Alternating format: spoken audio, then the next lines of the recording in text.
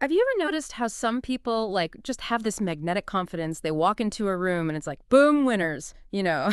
This deep dive is all about figuring that out, how to apply that winner energy to our own lives. What I think is so interesting about this source material is it goes right for role models, Mm-hmm. but not just like admiring them, right? Yeah. Using them as almost like a subconscious roadmap for our own growth. Okay, yeah. Unpack that a little. So we're drawn to certain people, Yeah. musicians, athletes, whoever, right?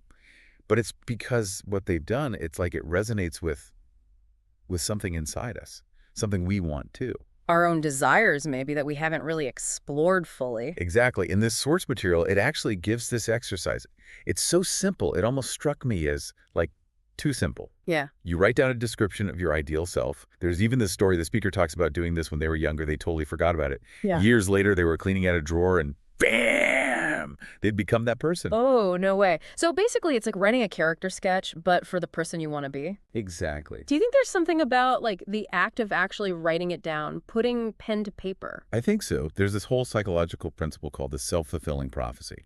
It basically means what we believe about ourselves, it really shapes our actions, you know? So if you believe you can do something, you're way more likely to at least try. Right. You put in the effort, you figure out how to overcome the obstacles, and a lot of times you actually make it happen. So with this ideal self exercise, even if right now we're not that person, by writing it down, it's like we're kind of planting the seed. Yes. And we're giving our subconscious mind a blueprint. It knows what to build towards. Speaking of blueprints, the next thing in this material, it's like a triple threat for change. Visualization, affirmations, and verbalization. Have you used these in your own life? Yeah, for sure.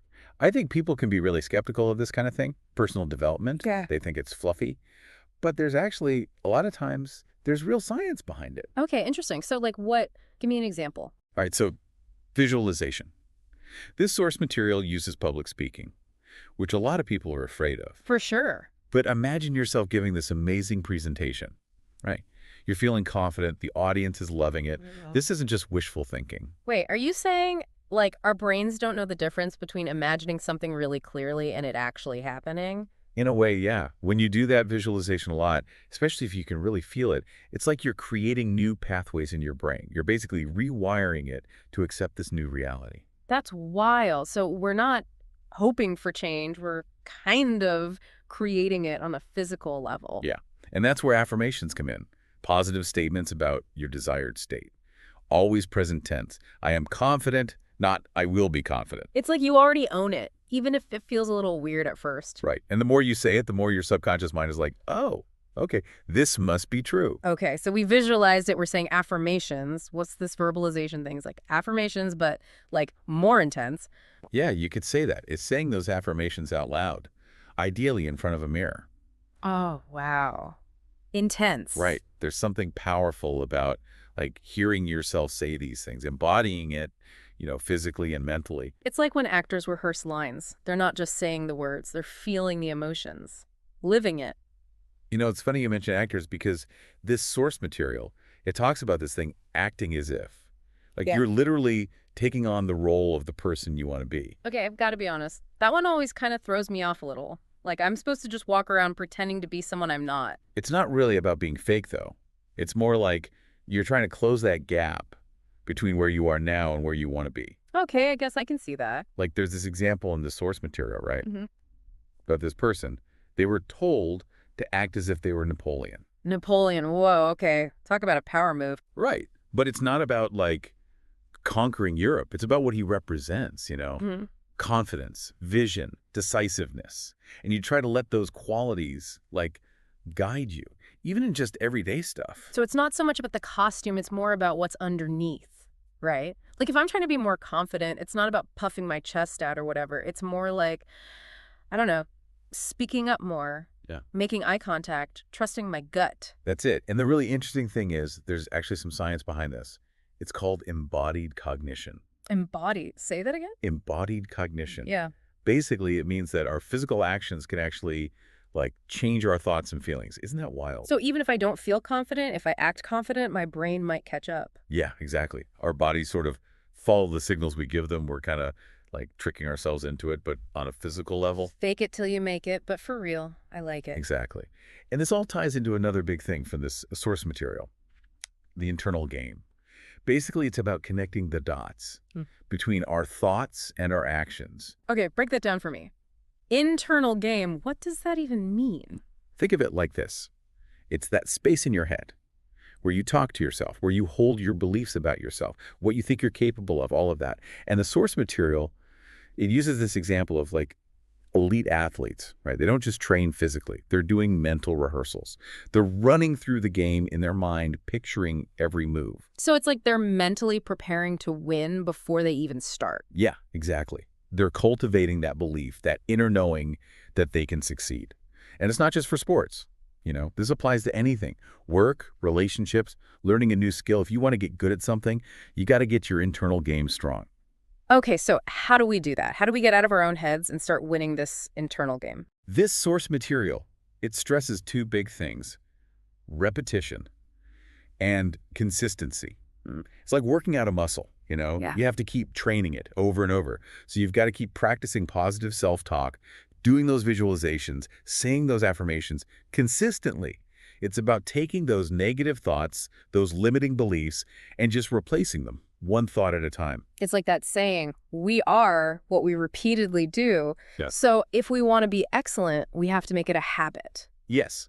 And the source material actually gives this cool example. It talks about Toastmasters, that organization that helps people get better at public speaking. Oh, yeah, yeah. So it's not some magic trick, right? They get up there and they practice over and over in a safe space. And over time, they get more confident, more competent. So it's not about like some quick fix. It's about showing up consistently, even when it's hard, even when we don't feel like it. Yeah, totally. And it's also about celebrating those wins, Yeah. right? No matter how small, every time we push ourselves, every time we overcome a challenge, it matters. It all adds up to something bigger. That's so true. It's about realizing this is a journey, not a sprint. Speaking of which, this source material, it touches on something else I wanted to ask you about. It talks about how our thoughts can actually impact our physical health. Have you looked into that much? Oh, yeah, absolutely. The mind-body connection is powerful stuff. Yeah. I mean, don't get me wrong, affirmations aren't going to replace like actual medicine, but there's more and more research coming out now showing how our thoughts and what we believe can affect our immune system, our stress levels, even how we experience pain. You're kidding. So if I'm constantly telling myself I'm healthy, I'm strong, that could actually like make a difference. So it's like we have this internal pharmacy that we can tap into just by shifting our thoughts. That's fascinating. Before, we were talking about how our thoughts can even influence our physical well-being. Yeah, yeah, for sure. And like I was saying, it's not about like just thinking yourself well. I mean, you break your leg, you can't just, I don't know, chant affirmations and expect it to heal.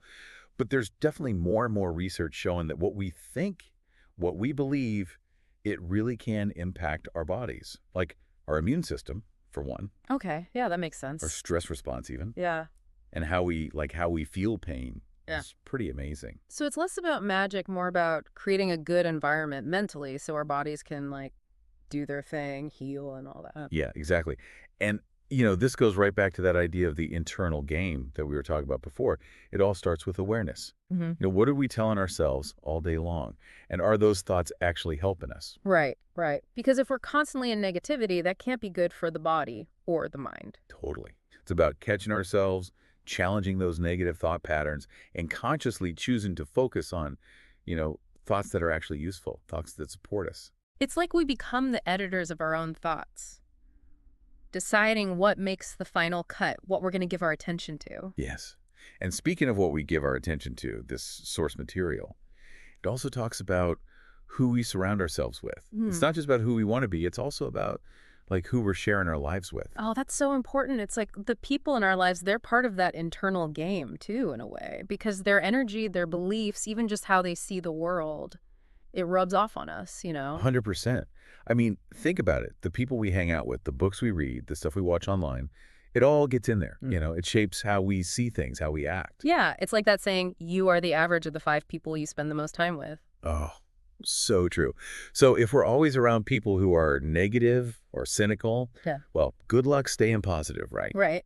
But on the flip side, if you surround yourself with people who are positive, supportive, people who are all about growth, their energy, it's contagious. So part of this whole personal transformation thing, it's about getting really intentional about our inner circle, and honestly, even the stuff we allow into our heads, right? Yeah, for sure. It's about creating an environment that, I don't know, it's like fertile ground for us to grow. Totally, totally. Which actually reminds me of something else from the source material. It talks about how valuable mentorship is. Learn from people who are already killing it.